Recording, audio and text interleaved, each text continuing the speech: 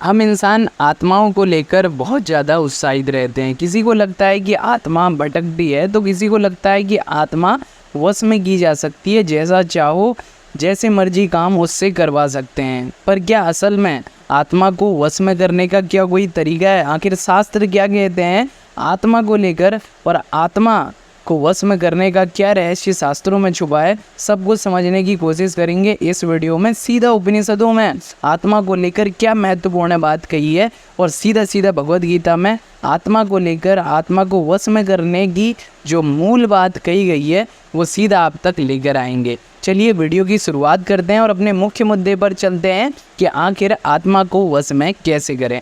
देखिए, अगर हमें आत्मा को वश में करना है तो हमें सर्वप्रथम ये समझना होगा आखिर ये आत्मा क्या है। अब आत्मा क्या है, इसका जवाब पाने के लिए आपको कहीं भटकने की आवश्यकता नहीं है। सीधे सीधे शास्त्र हमें बतला रहे हैं कि ये आत्मा आखिर है क्या। और जब हम बात करते हैं शास्त्रों की, तो देखिए, अगर आप एक सनातनी हैं तो सनातनी होने के नाते आपके जो शीर्षतम ग्रंथ हैं वो हैं उपनिषद।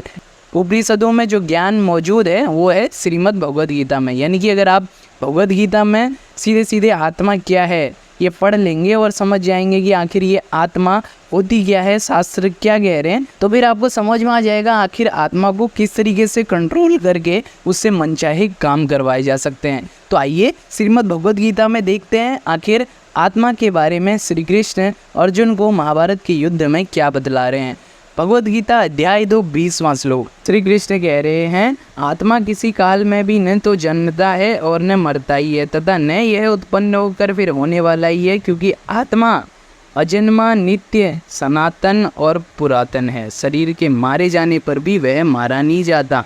तो आत्मा की क्या विशेषता बता रहे हैं? आत्मा क्या है? आत्मा वो है जो किसी भी काल में, यानी कि जो किसी भी समय में न तो जन्मता है और न ही मरता है। यानी कि समय का कोई भी बिंदु हो, चाहे समय कैसा भी हो, आत्मा का कभी जन्म नहीं हो सकता और न ही आत्मा को कभी मिटाया जा सकता। उसके साथ ही कह रहे हैं आत्मा अजन्मा। अजन्मा माने जिसका कभी जन्म ना हो। नित्य यानी कि जो सर्वदा सनातन है, और सनातन और पुरातन है। सनातन माने जो सदा था, है और रहेगा। तो आत्मा क्या है? आत्मा वो है जो सर्वदा थी, है और भविष्य में भी होने वाली है। पुरातन है यानी कि पहले से मौजूद है। अब श्री कृष्ण द्वारा आत्मा के ऊपर दी गई परिभाषा को पढ़ने और समझने के बाद गौर कीजिए, इस संसार में क्या है जो सनातन है। सनातन माने जो हमेशा था। क्या चीज़ है? क्या कोई ऐसी वस्तु है? क्या कोई ऐसा विषय है जो सदा मौजूद रहेगा? चलिए प्रैक्टिकली समझने की कोशिश करते हैं। अभी मैं आपसे इस कैमरे के थ्रू बात कर रहा हूँ। क्या ये कैमरा सदा रहेगा? नहीं ना, समय का एक बिंदु आएगा जब इसको मिटना पड़ेगा। मैं आपसे बात कर रहा हूँ एक शरीर के तौर पर। क्या मेरा शरीर हमेशा रहेगा? नहीं, मेरे शरीर को भी एक न एक दिन मिट जाना है।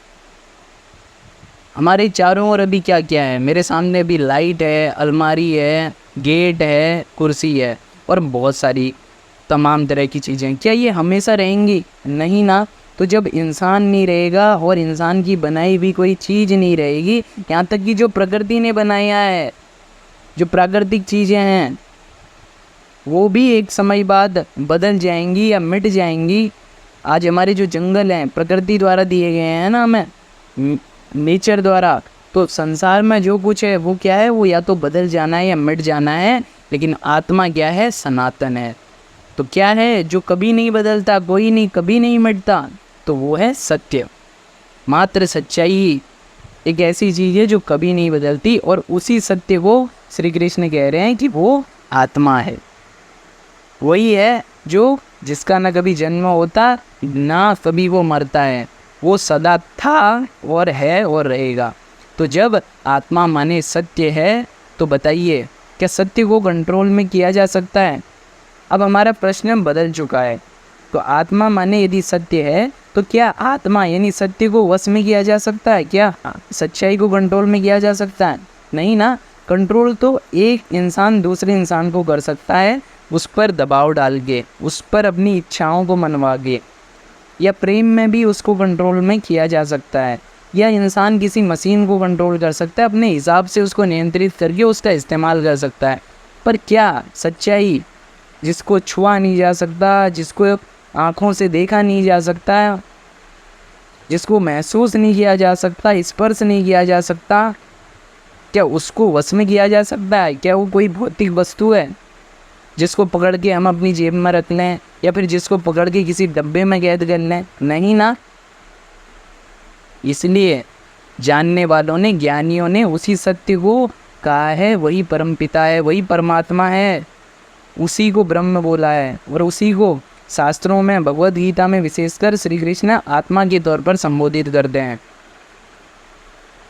तो इस तरीके से लॉजिकली हमने ये समझा जो सत्य है मात्र वही अजन्मा है, वही अविनाशी है, जिसको कभी मिटाया नहीं जा सकता। बाकी तो सब कुछ इस संसार में मिटने वाला है या बदलने वाला है। नित्य माने जो जैसी चीज़ थी वो वैसी ही रहेगी, सनातन।